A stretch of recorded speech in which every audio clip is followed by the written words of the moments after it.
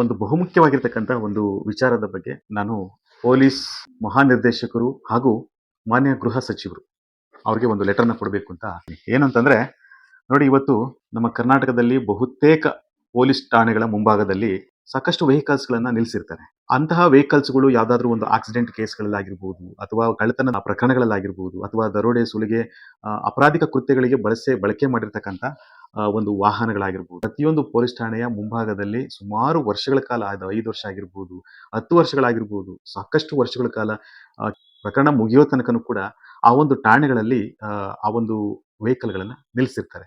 So ನೋಡಿ, ಇವತ್ತು ಒಂದು ವೆಹಿಕಲ್ ತಗೋಬೇಕು ಅಂದ್ರೆ ಒಂದು ಲಕ್ಷಾಂತರ ರೂಪಾಯಿ ಹಣವನ್ನು ಇನ್ವೆಸ್ಟ್ ಮಾಡಬೇಕಾಗುತ್ತೆ.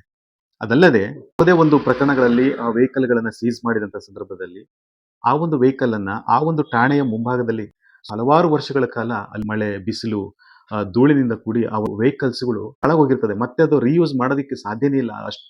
ಅಷ್ಟರ ಮಟ್ಟಿಗೆ ಹಾಳಾಗೋಗಿರುತ್ತೆ.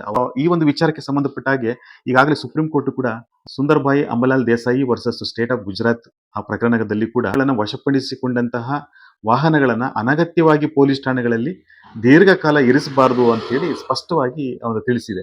ಅದೇ ರೀತಿ ಅಗತ್ಯವಾಗಿರ್ತಕ್ಕಂಥ ದಾಖಲೆಗಳನ್ನ, ಛಾಯಾಚಿತ್ರಗಳನ್ನ ಮತ್ತು ಪಂಚನಾಮೆಯನ್ನ ಪೂರ್ಣಗೊಳಿಸಿದ ನಂತರ ನ್ಯಾಯಾಲಯದ ಆದೇಶದ ಮೇಲೆಗೆ ಆ ಒಂದು ವಾಹನಗಳನ್ನು ಶೀಘ್ರವಾಗಿ ಮಾಲೀಕರಿಗೆ ಮಧ್ಯಂತರ ಕಸ್ಟಡಿ ಕೊಡಬೇಕು ಅಂತಲೂ ಕೂಡ ಅದು ನಿರ್ದೇಶನವನ್ನು ಕೊಟ್ಟಿದೆ. ಅದೇ ರೀತಿಯಾಗಿ general insurance council versus state of Andhra ಪ್ರದೇಶದಲ್ಲೂ ಆ ಒಂದು ಪ್ರಕರಣದಲ್ಲೂ ಸಹಿತ ವಶಪಡಿಸಿಕೊಂಡಿರ್ತಕ್ಕಂಥ ವಾಹನಗಳನ್ನ ಅನಗತ್ಯವಾಗಿ ಹಾಳಾಗದಂತೆ ತ್ವರಿತ ಕ್ರಮ ಕೈಗೊಳ್ಳಬೇಕು ಅಂತ ಹೇಳಿ ಕೂಡ ಸುಪ್ರೀಂ ಕೋರ್ಟ್ ಎತ್ತಿ ಹಿಡಿದಿದೆ. ಸೊ ಈ ಎಲ್ಲ ಒಂದು ವಿಚಾರಕ್ಕೆ ಸಂಬಂಧಪಟ್ಟ ಹಾಗೆ ಸುಪ್ರೀಂ ಕೋರ್ಟು ಈ ಒಂದು ವಿಚಾರಕ್ಕೆ ಆದೇಶ ಹೊರಡಿಸಿದ್ದಾಗ್ಯೂ ಸಹಿತ ಕೆಲವು ಪ್ರಕರಣಗಳಲ್ಲಿ ಸೊ ನಮ್ಮ ಒಂದು ಕರ್ನಾಟಕ ರಾಜ್ಯ ಕೂಡ ಅದನ್ನ ಆ ಒಂದು ಆದೇಶವನ್ನು ಪಾಲಿಸಬೇಕಾಗುತ್ತೆ.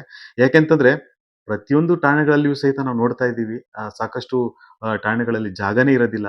ಒಂದು ಯಾರಾದ್ರೂ ಸ್ಟೇಷನ್‌ಗೆ ಜನಗಳು ಬಂದಾಗ, ಯಾವ್ದಾದ್ರು ಗಲಾಟೆಗಳು ಮತ್ತೊಂದು ಏನಾದ್ರು ಜನಗಳು ಬಂದಾಗ ಅವ್ರಿಗೆ ಕುತ್ಕೊಳ್ಳೋದಕ್ಕೆ ಕೂಡ ಒಂದು ಆಸನಗಳು ಕೂಡ ಅಲ್ಲಿ ಹಾಕ್ಲಿಕ್ಕೆ ಸಾಧ್ಯ ಇಲ್ಲ. ಎಲ್ಲ ಬರೀ ವೆಹಿಕಲ್ಸ್‌ಗಳೇ ತುಂಬಿ ಹೋಗಿರ್ತದೆ. ಆ ಎಲ್ಲ ವೆಹಿಕಲ್ಸ್‌ಗಳು ಮಳೆ ಮತ್ತು ಬಿಸಿಲಿಗೆ ಕೂಡಿ ಆ ವೆಹಿಕಲ್ಸ್‌ಗಳು ಹಾಳಾಗಿ ಹೋಗಿರುತ್ತೆ. ಅದಲ್ಲದೆ ಈ ಸೊಳ್ಳೆಗಳು ಕೂಡ ಜಾಸ್ತಿ ಉತ್ಪತ್ತಿ ಆಗುತ್ತೆ. ಅದಲ್ಲದೆ ಅಲ್ಲಿ ಓಡಾಡೋದಕ್ಕೆ ಕೂಡ ಸಾರ್ವಜನಿಕರಿಗೂ ಮತ್ತು ಪೊಲೀಸ್ ಠಾಣೆಯ ಸಿಬ್ಬಂದಿಗಳು ಕೂಡ ಓಡಾಡೋದಕ್ಕೆ ತುಂಬಾ ತೊಂದರೆ ಆಗುತ್ತೆ. ಸೊ ಈ ಒಂದು ನಿಟ್ಟಿನಲ್ಲಿ ಒಂದಷ್ಟು ನಿಯಮಗಳನ್ನ ಏನು ಸರ್ಕಾರ ಪಾಲನೆ ಮಾಡಬೇಕಾಗತ್ತೆ, ಕ್ರಮವನ್ನ ಕೈಗೊಳ್ಬೇಕಾಗತ್ತೆ. ಸೊ ಈ ಒಂದು ಎಲ್ಲ ನಿಟ್ಟಿನಲ್ಲಿ ಈ ತರದ ಒಂದು ವೆಹಿಕಲ್ಸ್‌ಗಳನ್ನ ಏನು ಯಾವುದೇ ಪೊಲೀಸ್ ಠಾಣೆ ಮುಂಭಾಗದಲ್ಲಿ ನಿಲ್ಲಿಸದೆ ಅದಕ್ಕೆ ಒಂದು ಸುರಕ್ಷಿತವಾಗಿರ್ತಕ್ಕಂಥ ಒಂದು ಕೇಂದ್ರ ವಾಹನ ಸಂಗ್ರಹಣಾ 2 ಸ್ಥಾಪನೆ ಮಾಡಬೇಕು. ತನಿಖೆ ಅಗತ್ಯ ದಾಖಲೆಗಳನ್ನ ಪೂರ್ಣಗೊಳಿಸಿದ ತಕ್ಷಣ ನ್ಯಾಯಾಲಯದ ಅನುಮತಿಯನ್ನ ಪಡೆದು ಆ ವಾಹನಗಳನ್ನ ಒಂದು ಮಧ್ಯಂತರ ಕಸ್ಟಡಿಯನ್ನ ನೀಡಬೇಕಾಗುತ್ತೆ.